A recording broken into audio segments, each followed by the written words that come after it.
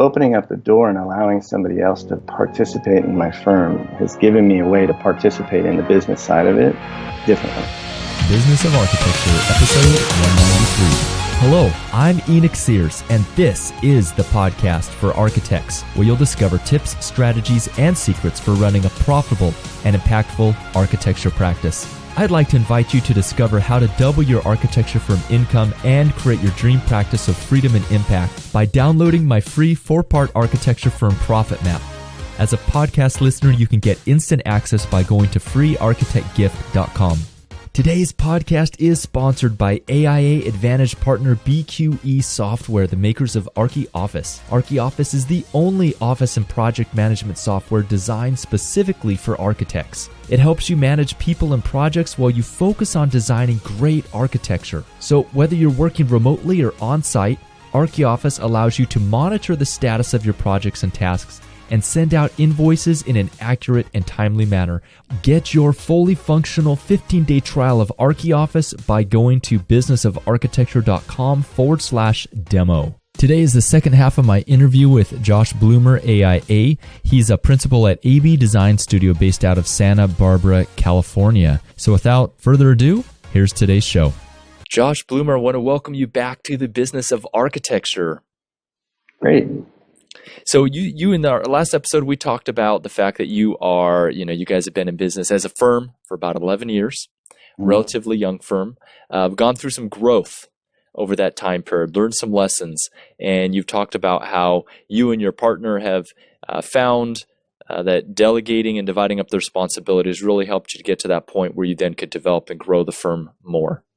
Right? Yes. You talked about bringing in Al Harris to be the director of operations. And I wanted to ask you about that because that's very interesting. A lot of architects I talk to, they like being architects. They don't really want to run the business. They want to be the architects. So is he someone with an architectural background, or is he someone with strictly a business background in other industries? Tell me about his skill set. Yeah, Al has a business background. He comes from a core of being in an accounting role, and he's had experience doing.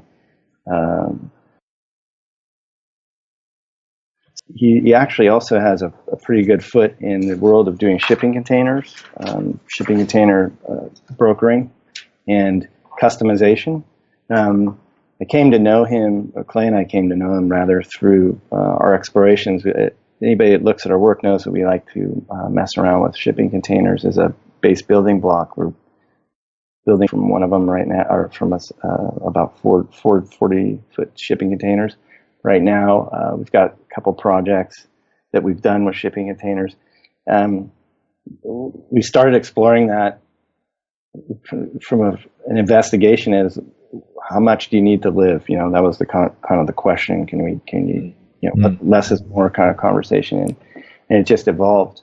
But we met Al along the way doing that, and realized we had a lot of shared pathways that we were on, and he's very interested in what we're doing as a business, and we're very interested in what he offers and what he's been able to provide. So that the bottom line is that I don't know that architects do or don't want to be good businessmen.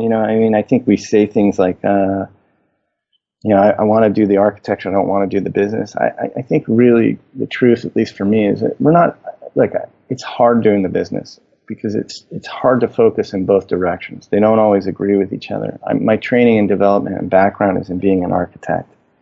My architecture license comes with responsibility that I'm interested in. Running a business is a separate part of. It's a different part of my brain that I have to use it's a different focus, and it has a different prioritization. I never forget that I'm a licensed architect, and that's my number one role in my profession, is to uphold the integrity of that. I'm a member of the AIA. I have an allegiance to my fellow architects. I have a vested interest in mentoring and teaching people, and I was mentored and taught, and I want to pass that on. I'm interested in design. I got into architecture because I'm essentially a creative person that likes to make things, and I enjoy math and science and those things that go with it. business is, it's its own science. And, running a company and being good in business, is certainly, there's no architect that can't figure that out. It's just that we have to wrestle with that the way we have to wrestle with that as architects. It just, I don't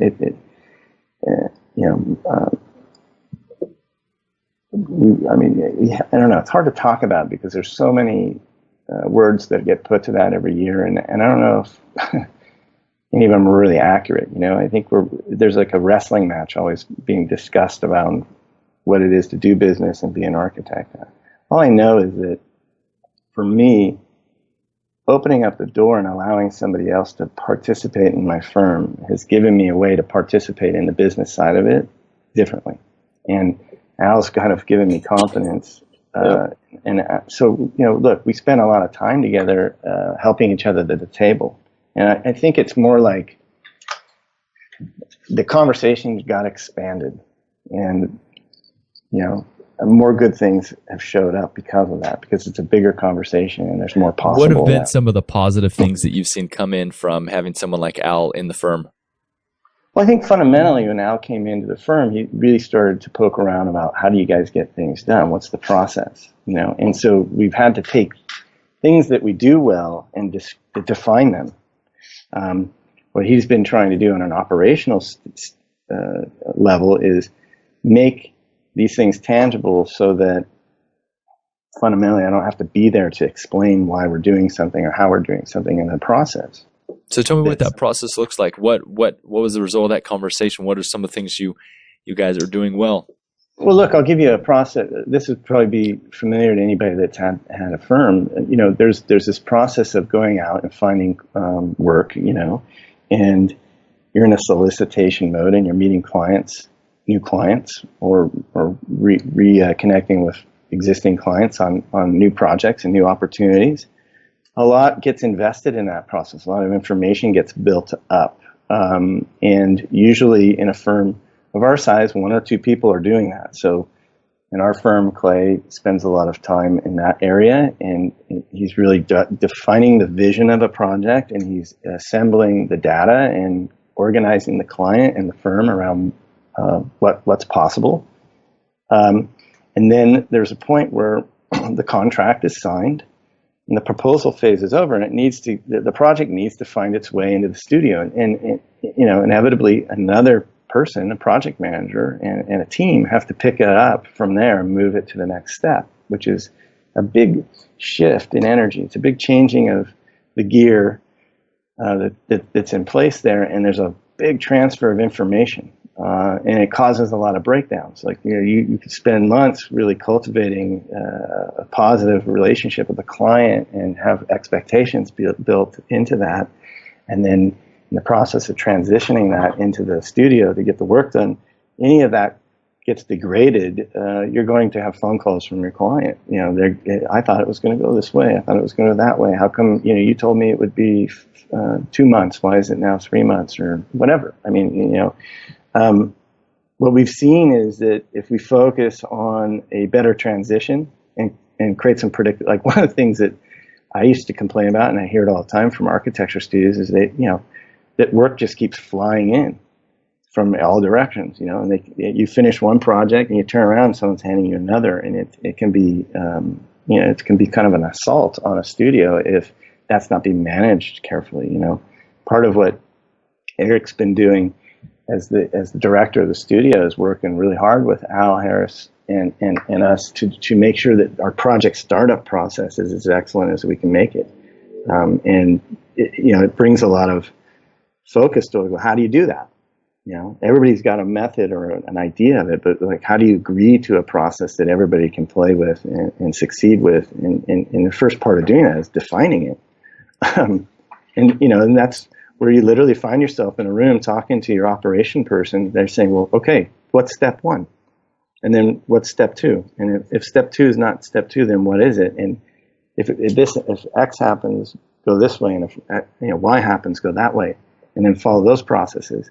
And it can be kind of tough because you think you know something, and then you sit down and you try and really explain it. Like you think you're being clear with your staff, or you think you're being clear with your clients, and you start to see where, maybe there's some things we could fix here. Maybe there's some things I think I know that I don't know. Maybe there's some magic here that's not so magical after all. And it's a fundamentally just an examination. It's a lot of looking into the mirror and trying to understand what it is you've been talking about and put it into something tangible that other people can work with. But I think it's necessary. And,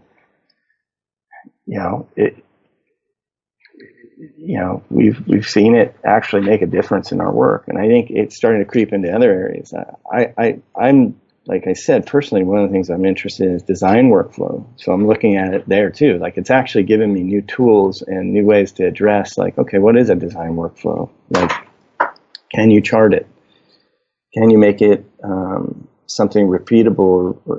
I'm not looking to homogenize our work or make it predictable necessarily, but I am trying to put handholds out there for people so they can really go into it aggressively and focus more on the big idea and the discourse of it, as opposed to muddling with, trying to find the basic pathway. That there's a basic guideline there I've been, and that's had me this year spend a lot of time in a kind of a policies and procedures pursuit, where I'm looking at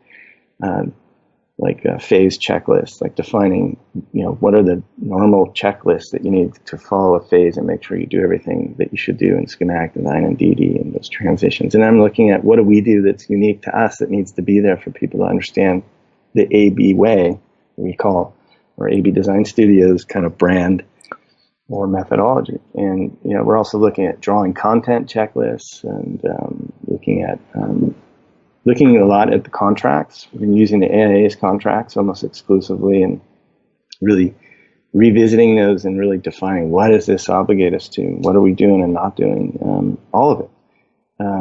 It's kind of a background integrity to the kind of the hustle bustle and craziness of an architecture studio.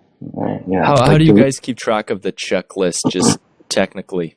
What format are they in? How do you keep them accessible and make sure they're used? That's a good question, because in the past, and we've had a lot of discussion on this, and I think we've kind of come to a realization of how we want to do it. I think in the past, and what I experienced coming into it, an architecture office was, when I was younger, there was a binder on the shelf that was kind of dusty and didn't look like anybody had looked at it in a long time. It was there and you could reference it, but it kind of seemed to always be out of date. And I think that's a problem for a lot of offices. And so you have these efforts to increase the kind of policies and procedures and drawing standards in a firm, and then they kind of wane, and then the focus comes off. And what we've been looking at is how to create that in a more dynamic environment. And what we're seeing is that conversations for standards and integrity, if you can maintain them as a conversation and not have them be reference material, they have more impact. So how do you create a conversation today? Well, you probably use your computer, and it probably has something to do with texting and chatting and creating an interface where the dialogue can occur and it can be visited easily and added to and commented on. So we're creating an inner office type of web platform that basically is a knowledge center, and we're using it as a kind of a hub for the discussion. And it will have referential documentation into it, but we're trying to create it, I think, more as a conversation that we can keep updating currently without it being such a momentous task of creating a reference library, so to speak. And are these papers? Are they Word documents that are kept on a server somewhere? Just in terms of the technology, what are you guys using? Yeah, I mean, fundamentally, it's a searchable database, like a knowledge center. So it could be, I think, printed off into PDF format and referenced to external references outside of our network, or into the internet and so forth. And there's a couple of software platforms available out there that tie together functions of email and texting, and it's a big issue in our business because we used to have a tremendous amount of control about how information was passed, and we're now in an era where there's just a dizzying amount of platforms to communicate with. But at the same time, the architect's got to manage all that. So part of what we're looking at is how to complement that process and need from a project management standpoint, the way information gets transferred, but also looking at how do we incorporate that into a knowledge-based environment where, certainly, look, there's nothing wrong with sitting down with a senior architect and having a lesson on how to do a cartoon set or what schematic design and VD are and how they differ. But there's also putting tools right in front of people that they can actually engage it directly from their desk and have a good reference. We just feel like the reference library on the shelf is really, with the generation of kids that we've got coming in our office, it's not adequate to what their expectations are. They need to be able to search it on the web. They need to see it, in the software they're using.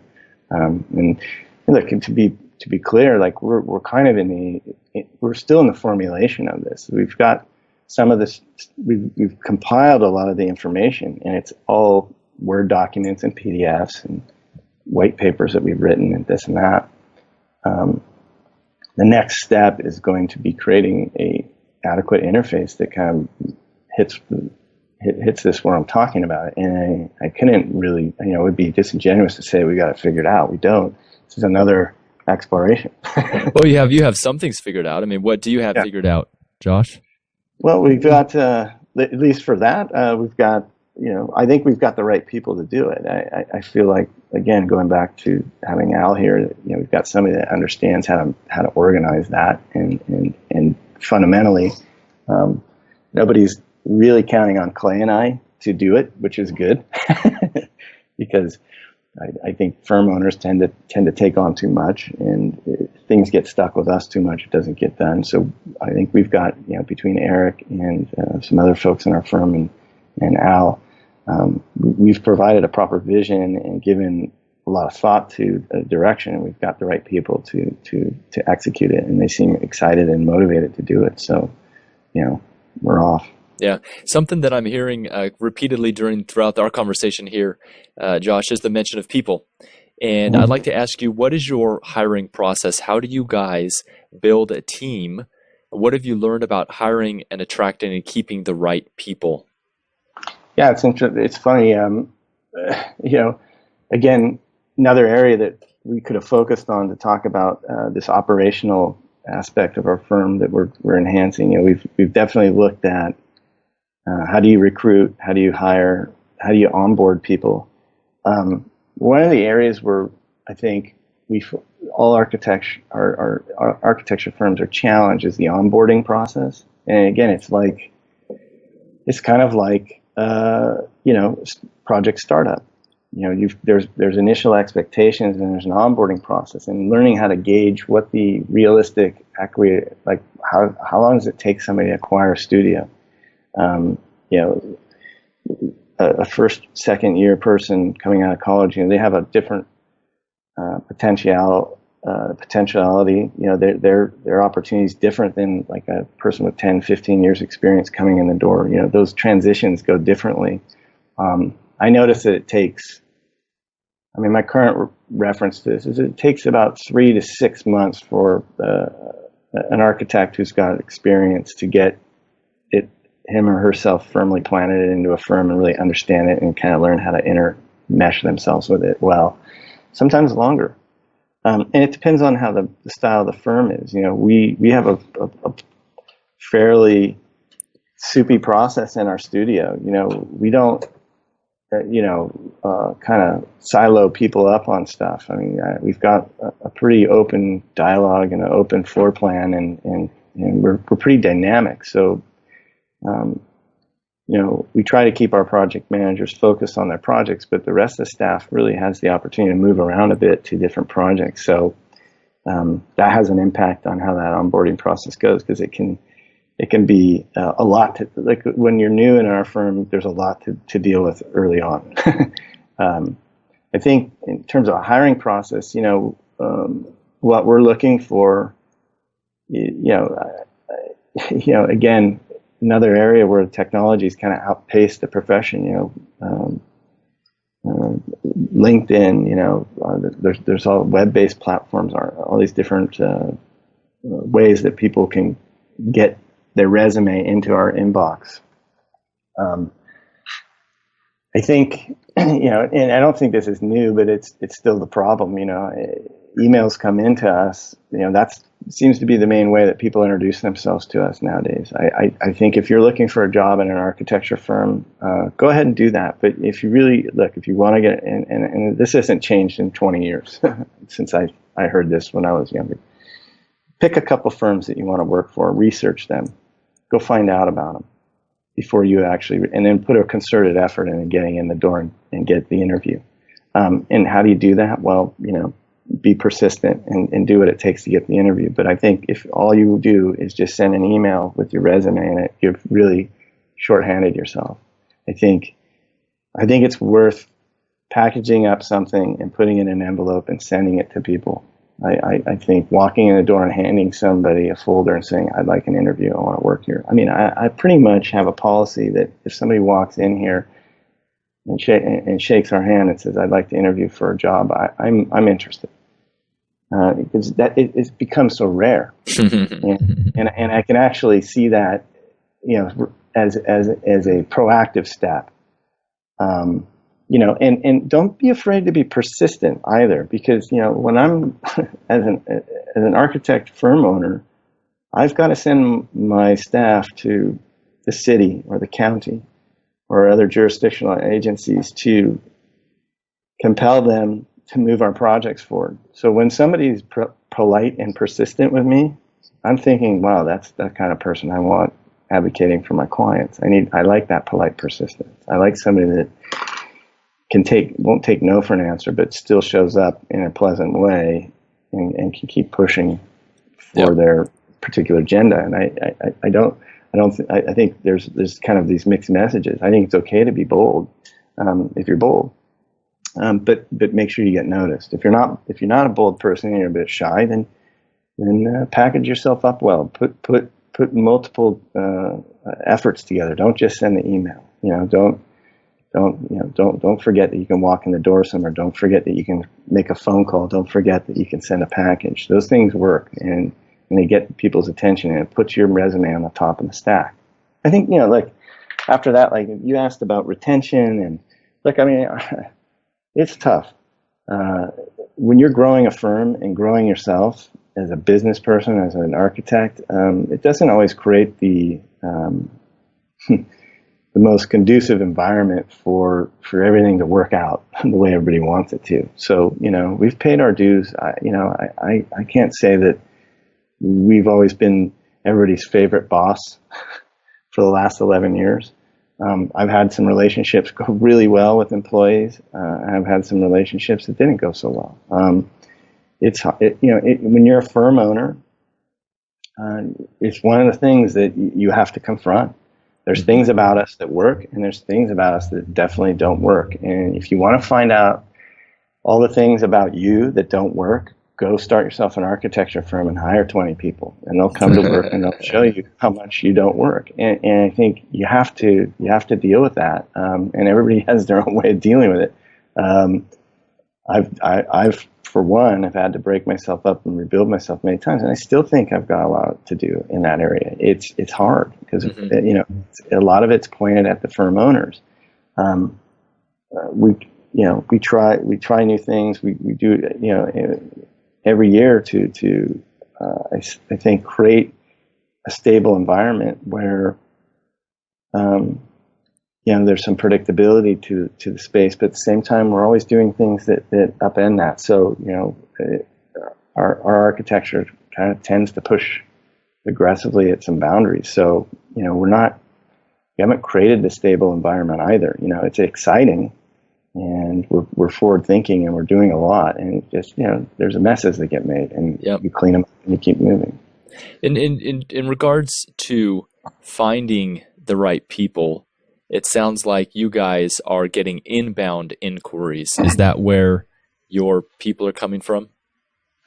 Yeah, I mean, typically people look at I think, people look at the work that we do and they say, oh, I like the work you do. I want to be a part of that. I mean, frankly, there's not our home base is in Santa Barbara. We obviously have an office in LA, and Clay and I have done a lot of work up in the Bay Area, and we may be opening up an office there at some point soon.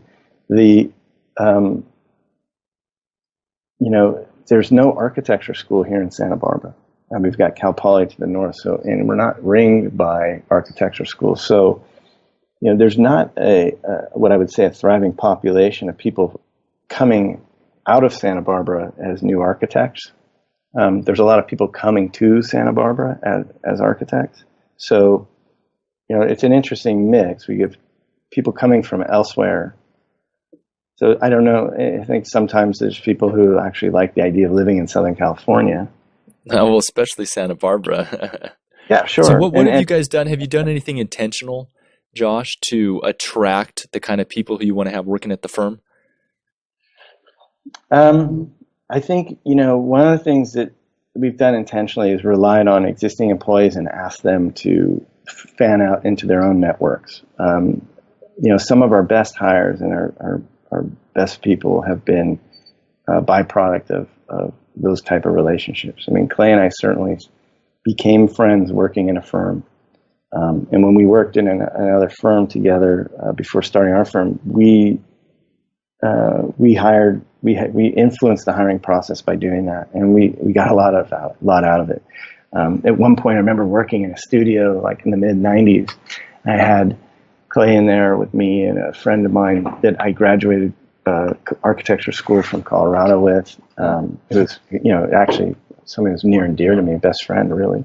And we had Clay had brought in a draftsman that he worked in a previous firm that became quick friends, and we had and there was a couple of other folks that came through there, and it was this pleasurable place to go to work. We were friends, and we had this camaraderie, and it kind of created with the folks that, like, there was other people in that studio that didn't have a background of friendship before they worked together, but because of that kind of friendship happening in the office, everybody ended up kind of operating inside of a more intimate, friendly manner. Like it was kind of a group of people that tended to work together, and then we all seemed to end up sitting in a bar at the end of the week together, or doing stuff together on the weekends, and it was quite familial, and we really got a lot of work done in that period, and significant work with them, and I think that influenced me, and so I think we've kind of sought to create that a bit here. Like Clay, Clay's and my first employee was Clay's wife, who was she was trained as an interior designer, but also as an architect. I commonly joke about her being, as an interior designer, the best architect I've ever worked with, which she always laughs about, because she went to school to be an interior designer, but she was one hell of an architect. That familial, that family type spirit in the background has always been there. My wife worked in her firm in an administrative role at one point. We bring in internships from folks that are near and dear to us, or we bring them from God knows where, and they become part of the family. There's always been an effort to do that, and it's just a practice. It's easy to do, and it's just simply just letting your employees know, hey, do you have a college roommate that you remember fondly? Where is that person working now? And are they happy there? Call them. Like, ask them if they want to come hang out with you and do architecture. I mean, for a young person, they usually look at you like, really? I can do that? It's like, yeah, and it creates a happiness inside of the work that if you can find it, it's a good method. I mean, other than that, the usual. We're starting to explore it, I think, more deeply. I've actually been interested in what's going on in LinkedIn, because in the kind of the social media side of how that world works and recruiting. I've never really. I don't want to disparage anybody, necessarily. I haven't been able to figure out how to work with recruiters in our field, but I know that it gets done. I think, important thing to do is if you're doing good work, put it on the internet and present it well. I think that people search you out and they find you.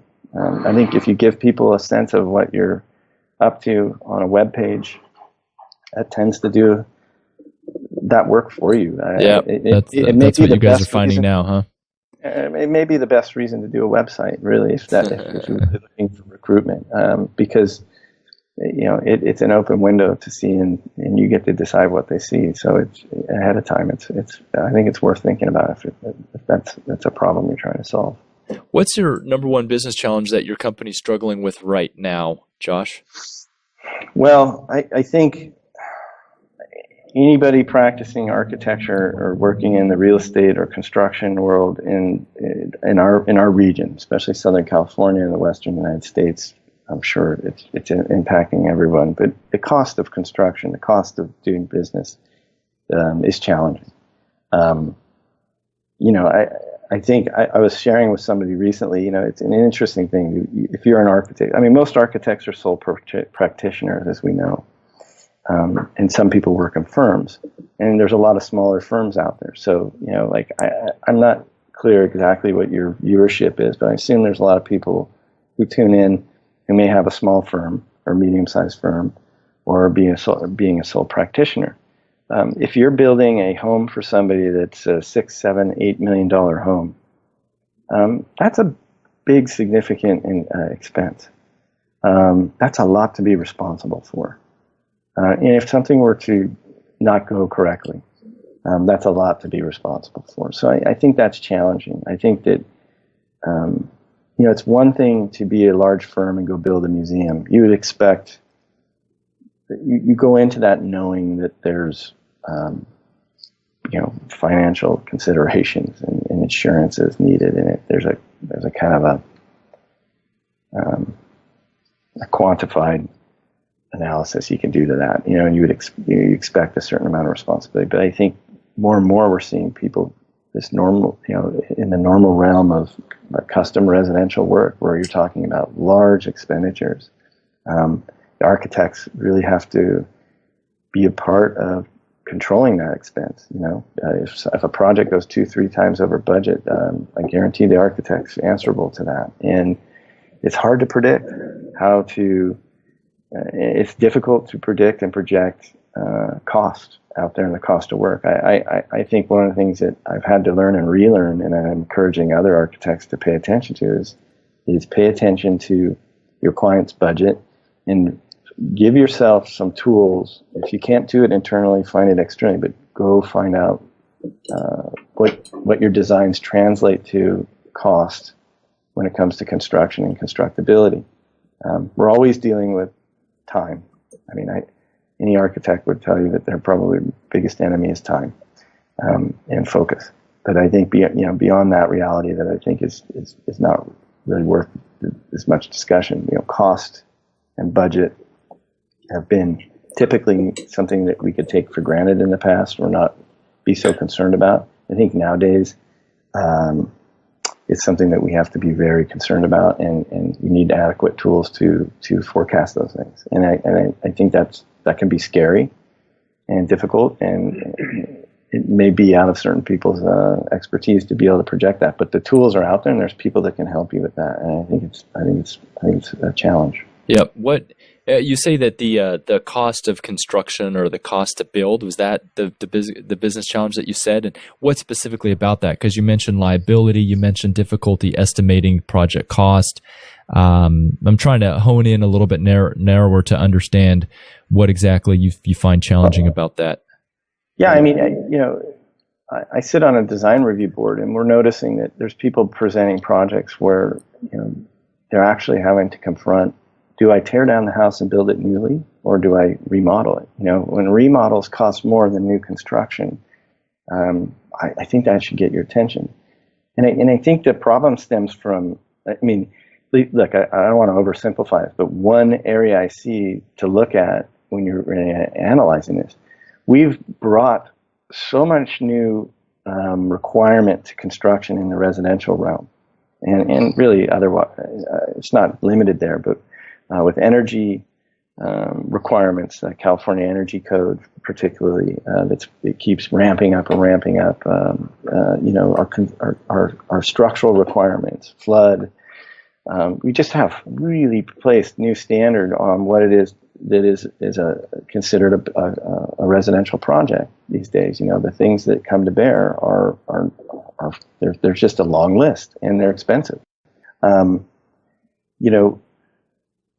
When you look at remodeling houses that were built in the 50s and 60s, I mean, the amount of work that's required to get them up to this new standard is extraordinary. It's not, you can't just cut a building off and add on to it anymore.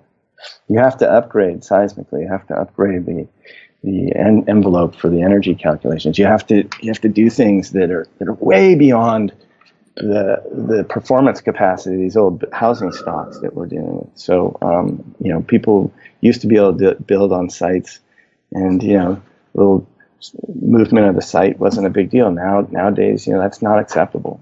Differential settlement, water intrusion, those are big issues in insurance claims, and the things that go into place to insure against that, and a constructability. Or when you're looking at constructability, you're talking about major foundation systems. So would it be fair to say, Josh, that the challenge you're identifying is the complexity of building in today's environment? Yeah, I mean, it's just a higher threshold for a certain level of quality or performance, and I suppose that leads to a certain level of complexity. Yeah, because the documentation process is more intense. I mean, what architects are being asked to do from a documentation standpoint, and what they're being held responsible. I mean, if you follow what's going on in the courts in terms of what architects are being held liable for, every year we find that we're responsible for something we never knew we were before, and so I suppose that contributes to a certain level of documentation that, well, I better cover myself carefully here. But I also think that just the regulatory environment, and it's not just. I mean, it's easy just to bash on the regulatory environment that we're in. We all know we're in. I think that people's standards are higher. I think the average consumer person coming in to build a home has a longer list of wants and needs than ever before. And the technology input part of that, the comfort level, all of it, it conspires to, we're seeing. I mean, if you track it, like for me in the last 20 years, you look at the home prices. We used to look at it in terms of the square footage cost, and whatever people thought was normal and standard 20 years ago, it's been completely advanced. I mean, we're looking at per square foot costs that nobody's ever seen, and they're getting the prices are going higher faster than they were before, and I think that's because labor is expensive, and a lot of these buildings take a lot of labor, and the materials aren't getting any cheaper either. There's not as many buildable sites anymore in Southern California either. So people are taking to the hillsides and doing construction on more complex sites. And then again, going back to remodeling or rehabbing, one of the things we really like to work on are remodel rehabs, or what we call adaptive reuse projects. And some of those work out great. You really can beat the curve and get in there and take an old building and give it new purpose and avoid environmental damage and avoid extra costs and avoid long time delays for doing a new project. But sometimes it doesn't pan out. Sometimes the new construction with a little bit more control is going to get you to point B faster and more efficiently. Or it might get you there with a little bit more certainty. I mean, knowing how much something's going to cost seems to be at a premium right now. So going into a project where you're doing basic explorative surgery on a building can be a little bit hair-raising, because you don't know where the beginning and the end of the costs are until you actually get in there. And you're almost always disappointed if you're trying to keep the costs under control, because every time you turn around, you're having to upgrade something that you didn't know you needed to until you get in there. But I think that's it. I don't know if it answers the question correctly, but it's one of the bigger challenges that's got my attention, and I think it's a good problem to solve. I don't think it's necessarily a problem like we're having a problem with this. I think it's just the problem to solve in the current marketplace, in the current time we're in. And it's another opportunity really to look at, like, how do I create a design solution for that? That's something we throw around in the studio. Everything's a design solution to us. So how do you design your way out of that? What's the problem solving solution that you can come up with? That's right. And how do you design your way out of that? We have 2 minutes left.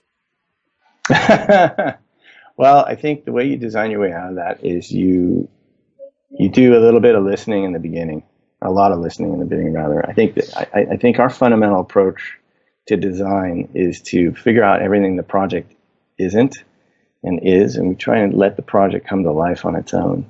So it's a process of, sometimes that means you bring other people to the table early, engineers, for sure the owner, builders, and we try to find out as much information as we can, and we try to look at the site constraints, opportunities and constraints, the typical term there, but really cut away everything that's not that, and then see what's left, see what the building wants to do, see what the design solution is, and then listen to it, let it, give it its own life, follow it, and try and just maintain authenticity in the process. Being over-imposing maybe, may not get it done every time. I think it goes back to the idea of collaborative leadership, collaborative design, those two things, looking for letting the project have a seat at the table in the collaboration itself is kind of, I guess, one way you can look at that it's not an ego-driven process, that it's a looking for truth process, and you can include a lot of different people in that. All right. I think you'll find a deeper truth if you do. Well, Josh Blumer, thank you for sharing with us your experience at AB Design Studio in Santa Barbara. Appreciate talking to you about your career and your thoughts about architecture and the business of architecture. We wish you much future and continued success. Yeah, thank you. It's been my pleasure speaking with you, and I appreciate your interest in us. Thank you. All right. Thanks, Josh. Bye-bye. Thanks. And that is a wrap. Thank you for listening today.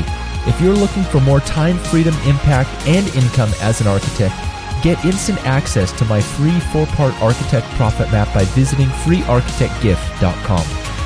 Today's podcast is sponsored by AIA Advantage partner BQE Software, the makers of ArchiOffice. ArchiOffice is the only office and project management software designed specifically for architects. It helps you manage people and projects while you focus on designing great architecture. So whether you're working remotely or on-site, ArchiOffice allows you to monitor the status of your projects and tasks and send out invoices in an accurate and timely manner. Get your fully functional 15-day trial of ArchiOffice by going to businessofarchitecture.com/demo.